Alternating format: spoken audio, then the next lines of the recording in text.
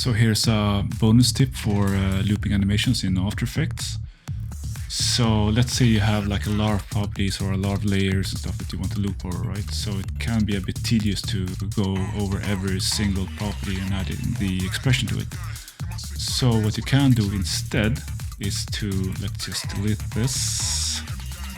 So we'll have no loops in there. Perfect. You can add all the layers to a pre-composition. Just press the pre-compose. Just call it loop. Press OK. So then you have like a new composition with all the layers in it.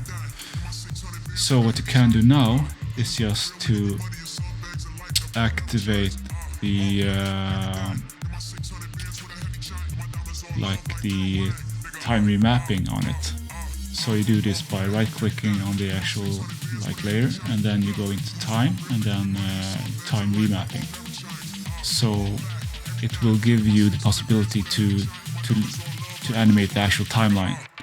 So what you can do now is just find your exit point, or your last keyframe. I think it was on frame 32, right? So on the last keyframe, and just one keyframe backwards. Just add a keyframe here and delete the last keyframe here. So you'll see that acts like normal. And on this one, you can actually do the same thing as you did before by adding an expression on these two keyframes.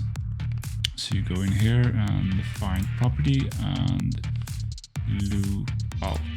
Okay, so let's see what happens now. Ah, there we go. So, yeah.